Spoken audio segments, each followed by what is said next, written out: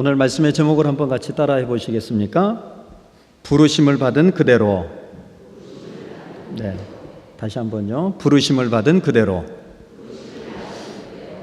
부르심을 받은 그대로라고 하는 말씀이 오늘 본문에 3번이 나옵니다. 그런데 오늘 본문 17절을 시작을 하면서 부르신 그대로 행하라 이렇게 말씀을 하시면서 뒤에 17절 마지막에 이렇게 말씀하시죠. 내가 모든 교회에서 이와 같이 명하노라.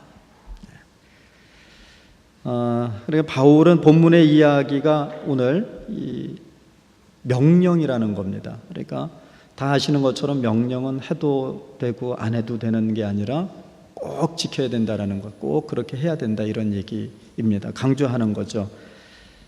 즉 이 말씀은 오늘 믿는 이들이 행해야 하는 것임을 강조하는 말씀입니다. 그래서 오늘 이제 그 내용을 이제 같이 한번 살펴보실 텐데요.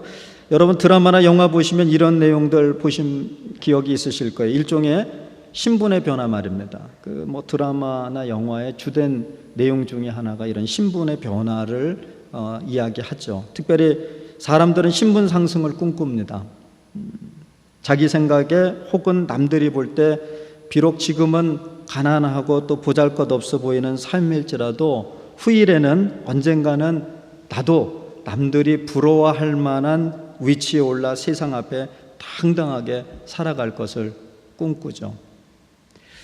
그리고 그것은 주로 상당한 재력을 갖는 것이거나 또는 권력을 쥐는 것이거나 현재의 삶보다 더 많은 것을 가지고 누리는 것이 되었든 상관없이 어쨌든 간에 사람들은 어떻게 해서든지 지금의 모습보다는 조금 더 나은 삶, 그러니까 신분 상승을 목표로 합니다.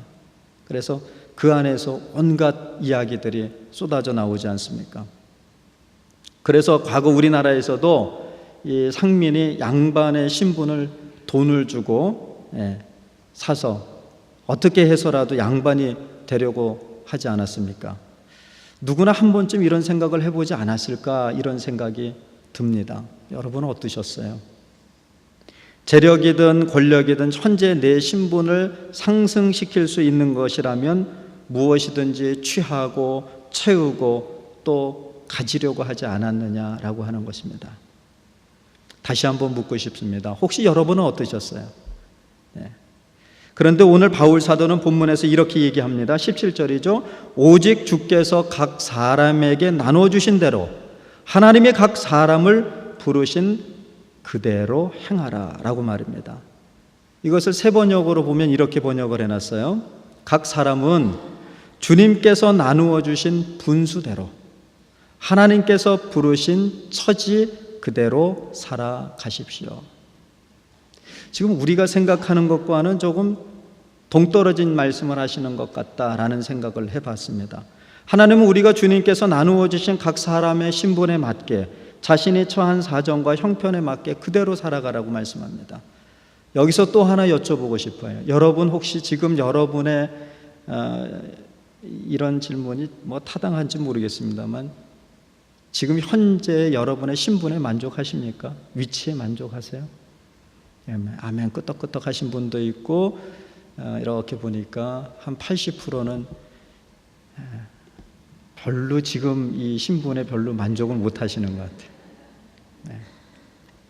그러니까 뭐 지금 그게 잘못됐다 잘됐다 이 얘기를 하는 게 아니라 사람은 이 땅을 살면서 누구나 다 만족해하지 않습니다. 조금 더 나은 삶, 남들과 비교해서 그래도 조금 더 높은 위치, 더 나은 위치에 있기를 생각하죠. 그런데 이어서 말씀하시기를 뭐라고 얘기하시냐면 이건 명령이다 라고 얘기하시면서 우리의 생각과는 너무나 다른 말씀을 하고 계시는 거지 않습니까? 우리는 어떻게 해서든지 우리의 신분을 바꿔보려고 아등바등하고 사는데 하나님은 한마디로 그러지 말고 살라는 겁니다. 그냥 있는 그대로 살으라는 거예요. 그러니까 지금 이 말씀을 내가 사는 내 처지와 형편을 비교해서 그래도 중간 계급 이상 된다라고 생각하시면 그래도 은혜가 되는 말씀인데 이걸 곧이곧대로 듣는데 조금 내가 이 세상에서 조금 밑바닥 인생인 것 같다 이런 분들은 별로 은혜가 안 될 것 같아요. 어떻게 해서든지 벗어나고 싶은 내 자리가 있는데 하나님은 그냥 그대로 살으라는 거예요. 우리 아이들이 새벽에 나가서 캄캄한 밤이 되어 돌아오는 이유가 뭡니까? 바로 신분의 변화, 신분 상승을 위해서 하는 거 아닌가요? 그러면서 부모님들은 그러죠. 조금만 참아. 조금만 참고 열심히 공부하면 야, 너 지금 이때 고생한 거 뒤에 가서 다 보상받는다. 그러니까 지금 요때만 좀 참어. 걱정하지 마. 다 보상받는다. 너 지금 공부 안 하고 놀면은 뒤에 가서 너 후회해. 평생 고생해. 이렇게 얘기하잖아요. 이러면서 아이들을 꿈도 없는 세상으로 몰아넣습니다. 그리고 지쳐 쓰러져 자는 아이를 바라보면서 안쓰러워하고 안타까워하면서도 또 아침이 되면 더 힘들어하는 아이 깨워서 총성이 없는 이 전쟁터로 다시 내보내는 게 현실 아닙니까? 그럼 이게 공부하는 학생들만 그런가요? 아니죠. 직장 생활하는 사람들도 마찬가지입니다. 옛날에는, 그러니까 뭐 제가 지금 옛날이라고 표현하면 한 50년 이전에는 시골 사람들이 더 부지런했습니다. 네. 여름이면은 해가 뜨기 전에, 더우니까 해가 뜨기 전에 나가서 일하고, 네. 또 해가 지면은 또 일하고, 그 부지런했어요. 그런데 지금은 시골 사람들보다 도시 사람들이 더 훨씬 부지런하죠. 시골 사람들보다 훨씬 일찍 하루가 시작이 되고 또 하루의 마감은 또 훨씬 뒤늦게 마감을 합니다. 우리 젊은이들이 직장 생활하는데 어때요? 그냥 다람쥐 쳇바퀴 돌듯이 매일매일이 반복돼요. 똑같은 삶이 반복돼요. 똑같은 삶이 반복돼요. 사업하시는 분들은 어때요? 사업하시는 분들도 마찬가지 아닙니까? 가장 한 푼이라도 더 벌어보자고, 이 사람 저 사람 만나서 아쉬운 소리 해야 되고 또 고개 숙여야 되고 집에 와서는 다 뭐 하려고 이렇게 살아가는 건가? 지금 뭐 때문에 내가 이렇게 뛰고 있는 건가? 네, 이런 생각을 하지 않습니까? 어쨌든 우리는 우리의 신분을 바꾸는 일에 몰두하고 살아간다, 그 얘기입니다. 현재도 그렇다고 봅니다만 과거 우리 사회에서 이제 70년 만에 역사 가운데 이렇게 사라지는 사법고시, 이번이 마지막이라고 그러죠. 2차에 55명이 됐더라고요. 또 3차 시험이 남았대요. 근데 우리 과거에 우리 사회에서 사법고시, 뭐 행정고시든 고시는 지금의 신분을 가장 빠르게 그리고 확실하게 바꿀 수 있는 길이었죠. 그래서 이 30대 혈기왕성한 청년들이 이 고시 한번 합격해 보겠다고 10년이고 20년이고 그 작은 고시촌 안에 탁 틀어박혀 가지고 꿈도 포기하고,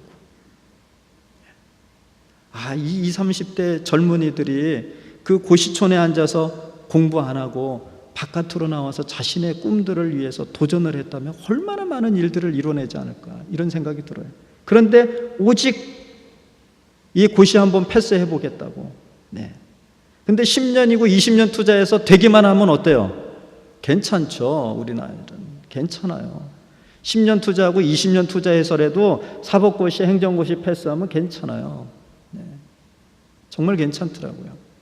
제 친구 자랑을 하나 하고 넘어갈까 싶어요. 인터넷 치니까 제 친구 이름이 나와요. 네, 이름을 알려드릴게요. 이거 인터넷에 실리는 거예요. 알려드리면 안 되겠다. 김땡땡이. 네. 저희 지역에서는 이 친구가 제일 잘 나가는 친구예요. 저희 지역에서 태어나서 이렇게 성장한 사람들 중에 제일 잘 나가는 사람이에요. 네. 일화를 하나 소개하고 그러고 넘어갈게요. 이 친구가 저희 시골에서 초등학교만 다니고 어머니가 일찌감치 탁 튀었어요. 우리 어머니 뭐 했나 싶기는 했는데 하여간 탁 튀었어요. 그리고는 논을 팔더니 아들을 데리고 서울로 올라가셨어요. 어머니가 아버지하고 다른 식구들은 놔두고. 그래서 중학교는 어디 나왔다는 걸 모르겠어요. 근데 하여간 중학교를 서울에서 보내고 경기고를 들어갈 때 이제 집도 팔고 온 가족이 다 서울로 올라갔어요. 그리고 경기고 나오고 서울대 경제학과 나왔어요.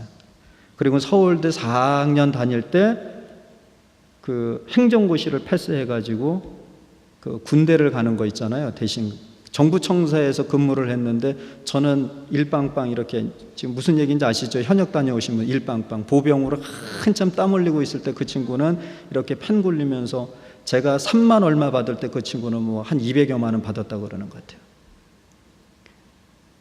그리고 돈을 만지는 기획재정부인가 뭐 거기에 있었어요. 그래서 남은 시장님이 시에서 할 일이 있어서 돈이 좀 필요했는데 이제 기획재정부에 이제 우리 지역 출신이 있다 그러니까 찾아 올라갔답니다. 그래 어렵게 만났어요. 그리고는 남은 시가 이런 일을 해야 되니까 돈을 좀 이렇게 지원해 주십시오. 그래서 얼마가 필요합니까? 라고 물었더니 얼마가 필요합니다. 그랬대요. 그랬더니 이 친구가 하는 말이 아니 고작 그 돈 지금 요청하려고 서울까지 올라오셨냐고. 나도 바쁜데 시장님도 바쁘고 그런 건 전화하시죠. 그러고는 내려갔는데 본인이 요청한 것보다 훨씬 많은 금액을 내려보냈대요. 청와대에 들어가 있다가 뇌출혈로 쓰러져 가지고 미국에 갔다가 이번에 다시 기획재정부로 들어왔어요. 그런 친구가 하나 있어요. 얼마나 잘 나가는지 몰라요. 돈 필요하면 얘기하세요. 그냥 몇십억은 그냥 우습게 그냥 내려보내 주더라고요. 우린 다 그런 걸 꿈꾸잖아요. 그냥 우리 자녀들도 공부시켜가지고 그냥 전화 한 통 하면은 그냥 우리 순천시 일 그냥 이런 거 그냥 쫙 해결해 주면 얼마나 좋을까. 그래서 애들을 막 몰아넣잖아요. 각 대학마다 신분 상승에 유리한 인기 학과들은 해년마다 정원 초과해요. 그런데 어때요? 정작 꼭 필요한 기초학문등과 같은 학과에는 늘 정원 미달입니다. 그리고 심지어는 의료계에서는 돈 되고 손쉬운 학과 같은 경우에 인기 학과라고 그러잖아요. 그 뭐 이런 거 막 째고 이렇게 하는 거 있잖아요. 인기 학과예요. 그런데 사람이 몰려요. 근데 여기도 외과 의사가 한 분 계시지만 외과 의사는 힘들어요. 수술실 들어가 가지고 고생을 하고 돈은 안 되고, 그러니까 외과에는 의사들이 안 온대요. 학생들이 안 밀리는 거예요. 잘못하면 우리 다 죽어요. 이제 이거 째고 있을 때가 아니에요 지금. 사람들이 왜 이런 일이 벌어지는 겁니까? 오늘 바울 사도는 기존의 사회 신분 제도에 대해서 급속한 혁명적인 변혁을 추구하기 위해서 이 말씀을 하는 게 아니에요. 뒤집어야 된다 이런 얘기를 하는 건 아니에요. 오히려 지금의 삶을 그대로 지속하라고 얘기합니다. 여러분의 처지와 형편이 어떻든지 간에 그냥 그대로 살아가라는 거예요. 그대로 살아가시라. 지금의 삶에 있어서 나의 사회적 신분이 어떠하든지 상관없다는 겁니다. 그냥 그대로 살으라는 거예요. 그냥 뭐가 더 되려고 그러지 말고 그냥 그대로. 그런데 이 말씀은 모든 사람들에게 주어지는 말씀이 아닙니다. 이 말씀의 대상은 오직 예수 믿는 사람들에게 오늘 하시는 말씀이에요. 그러니까 세상 사람들에게 다 하는 말씀이 아니라 오늘 예수 믿는 우리에게 하시는 말씀이다. 그러니 세상 사람들은 어떻게 해서든지 높은 자리에 올라가고 싶고 뭘 해서라도 내가 가져야 되고 그냥 놔두라는 거예요. 그러나 적어도 우리는, 적어도 하나님 앞에 부르심을 받은 우리는 그러지 말라는 거예요. 그냥 그대로 살으라는 거예요. 그러면서 17절에서는 두 번씩이나 각 사람이라는 말씀을 하시면서 현재 내 삶에 어떠하든지 내 신분이 어떠하든지 그냥 그대로 만족하는 것을 뛰어넘어서 오직 주께서 각 사람에게 나눠주신 대로 각 사람을 부르신 그대로 살아가라는 거예요. 무슨 말씀입니까? 우리는 하나님의 은혜로 부르심을 받았다는 거예요. 세상의 기준과 가치관을 가지고 우리의 삶을 들여다보면 보잘것없어 보이고 비천해 보이고 이걸 빨리 벗어나야 될 것 같지만 우린 그런 존재가 아니라는 거예요. 하나님의 은혜로 부르심을 받은 우리는 이에 대해서 감사함으로 하나님의 부르심에 대해서 확신하고 확인하면서 지금의 내 사회적 신분, 내 사회적 지위와 상관없이 적극적으로 살아가라는 거예요. 그냥 지금 내 처지와 형편 이대로 그냥 머물고 있으라는 말씀이 아니라 내 처지와 형편이 어떠하든지 간에 우리는 세상 사람들과 달리 하나님의 은혜로 부르심을 받은 사람이니까 이 세상 앞에 당당히 서라는 거예요. 사회적 기준으로 봤을 때 내 사회적 지위가 낮아도 사회적으로 나보다 높은 사람이 있을지 몰라도 그 사람 앞에 기죽어 살지 말고 당당하라는 거예요. 내가 저 사람하고 비교해서 가진 게 없어도 당당하라는 겁니다. 주눅들지 말고 살아가라는 거예요. 남들보다 좀 더 가지고 있다고 그렇다고 또 으스대며 살아갈 필요도 없다는 겁니다. 하나님께서 각자에게 주신 은사를 기억하고 하나님의 부르심을 확신하면서 주어진 삶을 적극적으로 살아가라는 거예요. 여기에 우리를 부르신 이유가 있습니다. 하나님은 우리가 신분제도에 얽매여 살기를 원치 않으십니다. 그렇게 사람을 신분으로 나누는 것은 하나님의 뜻이 아닙니다. 하나님 앞에서는 누구나 평등합니다. 그렇기에 사람은 누구나 평등해야 합니다. 이런 시각에서 보면 인간의 삶에 존재하는 남녀노소, 지위, 고하, 빈부, 귀천 등으로 구분짓고 홀대하는 것은 하나님의 뜻이 아니에요.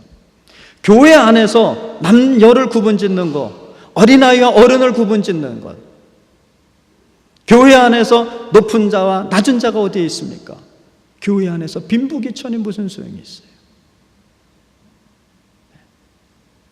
교회에서 내가 조금 더 가졌다고 더 높은 자리에 있는 겁니까? 내가 남자니까 더 높은 자리에 있는 겁니까? 아니에요. 그건 하나님의 뜻이 아니에요. 사람은 누구에나 가능성이 열려 있다는 겁니다. 지금은 이 사람이, 지금은 내가 이 처지와 형편 가운데 있다고 해서 내가 영원토록 이렇게 살아갈 것이냐? 그렇지 않다는 거예요. 현 사회 구조가 태어나면서부터 사람을 구분짓고 그리고 그것으로 구속하고 갑이 을을 짓밟고 있다고 하더라도 그건 하나님이 바라시는 하나님의 뜻이 아니기에 우리는 우리 안에서 꿈틀거리는 현 사회 제도에 순응하려고 하는 이 마음들을 기꺼이 내려놓아야 합니다. 그리고 예수님 가신 그 길을 따르면서 예수님께서 사셨던 삶을 살고자 노력해야 할 것입니다. 이때는 아멘 해야 돼요. 네. 세상 사람들이 하는 대로, 세상 사람들 가는 대로 그것 쫓아갈 일이 아니라 그걸 거부하고 주님이 가신 그 길, 세상 사람들의 손가락질하고 비아냥거린 그 주님이 가신 그 길을 향해 우리는 묵묵히 따라가는 사람이 돼야 된다, 그 얘기예요. 예수님이 왕이 되는 것을 거부하셨습니다. 왕좌에 앉아 세상을 호령하고 사람들의 추앙을 받으며 사실 수도 있었을 텐데 말입니다. 왜 그러셨을까요? 왕이 되는 것 자체가 싫으셨을까요? 부담을 느끼셨을까요? 아니면 그런 능력이 없다고 생각을 하셨을까요? 아니요. 예수님도 우리와 같은 사람이셨어요. 왜 높은 자리가 싫으셨겠어요? 왜 힘 있는 자리가 싫으셨겠습니까? 그렇다면 왜 예수님은 왕이 되는 걸 거부하셨을까요? 사람들은 예수님이 왕이 되기를 바랬는데 그건 하나님의 뜻을 이루는 것과 상관없었기 때문이에요. 사도행전 14장 15절에 보면 사람들은 조금만 능력이 있어도 그리고 기이한 일을 행하면 신이 되고자 말합니다. 그러나 우리 예수님은 오히려 그 자리를 버리셨습니다. 능력을 바라시고 기적을 베푸시면서도 예수님은 언제나 그 자리에 머물지 아니하시고 그 자리를 떠나셨어요. 그렇게 바울도 자신을 보고 헤르메스라고 하는 사람들을 향해서 이렇게 얘기하지 않습니까? 우리도 여러분과 같은 성정을 가진 사람이라 여러분에게 복음을 전하는 것은 이런 헛된 일을 버리고 천지와 바다와 그 가운데 만물을 지으시고 살아계신 하나님께로 돌아오게 하려 함입니다. 그것을 오늘 본문 18절로 19절은 이렇게 얘기하는 겁니다. 할례를 받은 몸으로 부르심을 받은 사람이 굳이 그 할례 받은 흔적을 지우려고 하지 마십시오. 할례를 받지 아니한 처지에서 부르심을 받은 사람은 굳이 할례를 받으려고 하지 마십시오. 할례를 받는 것이나 안 받는 것이나 그것이 문제가 아니고 하나님의 계명을 지키는 것이 중요합니다. 무슨 말입니까? 예수님께 부르심을 받기 이전에 내가 어떠한 삶을 살았든지 이제 예수님으로부터 부르심을 받았다면 과거의 내 삶이 어떠했든지 거기에 얽매일 필요가 없다는 거예요. 예수의 부르심을 받고 예수의 사람이 됐으니까 내가 이제 과거의 흔적들을 지워야 되지 라고 생각할 필요도 없다는 거예요. 중요한 건 하나님의 계명을 지키는 것이 중요하다는 겁니다. 하나님의 부르심을 받을 때 내가 어떤 위치에 있든지, 어떤 자리에 있었든지, 어떤 형편에 있었든지 상관없다고 하십니다. 하나님의 부르심을 받기 전에 살던 나의 과오, 그로 인해 생긴 흔적들을 지우려고 할 필요도 없습니다. 하나님의 자녀로 부르신 것을 깨달으며 자유롭게 살아가면 되는 것입니다. 갈라디아서 5장 6절과 6장 15절에 의하면 그 이유는 그리스도 예수 안에서는 할례를 받거나 안 받는 것이 문제가 되는 것이 아니기 때문입니다. 그보다 더 중요한 건 우리가 예수님 안에서 새롭게 창조되었다는 겁니다. 즉 부르심을 받은 우리에게 과거의 할례의 유무보다 근본적으로 더 중요한 건 하나님의 계명을 지키는 자로 살아가느냐 그렇지 못하느냐라고 하는 것이에요. 오늘 갈라디아서 6장 2절에 이것을 하나님의 사랑으로 표현했어요. 그러니까 하나님의 계명을 지키는 것은 곧 하나님의 사랑을 실천하며 사느냐 그렇지 못하느냐가 중요하지, 하나님의 부르심을 받기 이전에 내 삶의 자리가 어떠했느냐, 내가 어떤 사람이었느냐는 중요하지 않다는 거예요. 그렇게 바울 사도는 20절에서 다시 한번 강조합니다. 각 사람은 부르심을 받은 그 부르심 그대로 지내라 라고 말입니다. 다시 한번 말씀드리지만 그 부르심의 삶의 자리가 종교적으로, 사회적으로, 성별적으로 어떠하든지 상관없습니다. 여기서 그것보다 더 중요한 것은 우리 자신에게 주어진 삶의 자리가 하나님이 부르시는 은혜의 자리임을 확신하고 확인하는 일입니다.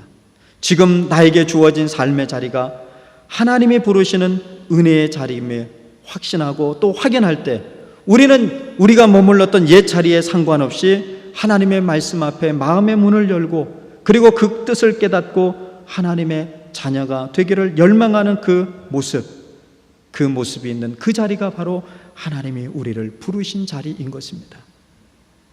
이제 옛 가치관에 얽매여 살지 않아도 됩니다. 하나님은 우리를 하나님의 부르심에 합당한 사람이 되게 해주실 것입니다. 그러므로 그 부르신 그대로 지내십시오. 다시 강권하니 그 부르심에 합당하게 살아가십시오. 하나님이 부르시던 그 모습 그대로 나의 처지와 환경에 구애받지 말고 현재 나에게 주어진 상황을 여러분 잘 활용하십시오. 하나님은 가난한 자가 부유한 자가 되어야 하나님의 역사를 이루시겠다 말씀하신 적이 없습니다. 병든 자가 건강하게 될 때에야 하나님의 역사를 그를 통해 이루시겠다고 말씀하신 적도 없습니다. 능력이 없는 자가 기도하여 능력을 얻었을 때 그를 통하여 하나님의 역사를 이루시겠다 말씀하신 적도 없습니다. 그저 하나님은 능력이 있든지 없든지, 병들었든지 건강하든지 부유하든지 가난하든지 상관없이 그가 어떤 처지와 형편에 있든지 하나님이 부르신 그 부르심 앞에 순종하는 자들에게 하나님의 능력을 부어주시고 하나님은 그를 통하여 하나님의 역사를 이루어 가시는 것입니다. 그러니 여러분 어느 때 어떤 처지와 환경에서 부르심을 받았느냐 하는 것 때문에 염려하지 마십시오. 설령 종의 신분으로 있을 때 부르심을 받았다 할지라도 걱정하지 마시기 바랍니다. 그리스도인은 이미 모든 것으로부터 예수 안에서 해방된 존재이기 때문입니다. 이는 곧 그리스도 예수 안에서 진정한 참 자유를 얻었다라고 말씀하시는 겁니다. 그러니 우리가 어떤 상황에 있다 할지라도 상관없이 그 자유함을 이용하십시오. 성경은 요한복음 8장 32절에 이렇게 말씀합니다. 너희는 진리를 알게 될 것이며 진리가 너희를 자유롭게 할 것이라. 진리이신 예수님 안에 머물 때 우리는 자유를 누리게 될 것입니다. 예수님은 우리가 자유하기를 원하십니다. 주의 부르심을 받고도 여전히 그 부르심을 받기 전과 같은 가치관과 문제들로 인해서 여러분 세상의 노예가 되어 종이 되어 살아가지 말라는 겁니다. 복음은 다양한 삶의 형태 속에 있는 다양한 사람들에게 진정한 자유가 무엇인지 일깨워주고 그 자유를 누리도록 인도합니다. 그렇기에 예수의 복음을 받은 신앙 안에서는 사회적 신분이나 경제적 차이 등 그 어떤 것도 상관없이 모두가 다 자유자가 되는 것입니다. 여기에는 그 어떤 차별도 있을 수 없습니다. 오히려 겸손한 자세로 이웃과 함께 하나의 공동체를 이루며 살아가야 할 것입니다. 23절은 오늘 이렇게 기록합니다. 여러분은 하나님께서 값을 치르고 사신 사람입니다. 그러므로 사람의 노예가 되지 마십시오. 하나님은 여러분을 세상에서 구원해 내시기 위하여 귀한 값을 치르셨어요. 그렇게 해서 여러분을 하나님의 자녀 삼으셨는데 다시금 여러분이 여전히 세상 사람들의 가치관에 함몰되어 노예가 되어 살아간다면 그건 하나님이 원하시는 길이 아닙니다. 하나님의 부르심을 받은 우리는 세상의 그 어떤 세력으로부터도 이제 자유한 사람이 되었음을 증거합니다. 22절 하반절에서는 그것을 이렇게 얘기하죠. 주님 안에서 노예로서 부르심을 받은 사람은 주님께 속한 자유입니다. 그와 같이 자유인으로 부르심을 받은 사람은 그리스도의 노예입니다. 여러분, 이제 예수 안에서 부르심을 받은 우리는 세상의 노예가 아니라 그리스도의 노예가 되어 그리스도의 종이 되어 살아가야 한다는 말씀이죠. 우리는 그리스도의 종이지 사람의 종이 더 이상 아닙니다. 그렇게 누구도 사람 위에 서서 사람을 종부리할 수 없습니다. 값을 주고 사신 우리는 누구에게도 지배받거나 종이 될 수 없듯이 우리도 누구를 지배하거나 종으로 삼으면 안 되는 것입니다. 하나님이 부르신 그대로 하나님과 함께 거하십시오. 이것이 하나님의 뜻입니다. 하나님과 더불어 사는 삶 그 자체가 그리스도인의 소명이고 이 세상에서의 혁명적인 삶을 살아가는 것입니다. 하나님의 부르심은 남녀노소, 빈부귀천, 지위 고하를 막론하고 우리 모두를 자유하게 하십니다. 우리 삶의 근거는 바로 예수 그리스도이십니다. 그분이 우리 삶의 근거가 될 때 비로소 우리는 그리스도의 몸으로서 교회의 한 지체가 되고 주어진 삶에서 우리의 자신이 처한 불합리하고 부도덕한 사회의 구조와 현실을 근본적으로 변화시킬 수 있습니다. 여러분, 부르심을 받은 그대로 머무십시오. 여러분, 하나님이 부르신 그대로 여러분 행하십시오. 여러분, 하나님이 부르신 그대로 하나님과 함께 살아가십시오.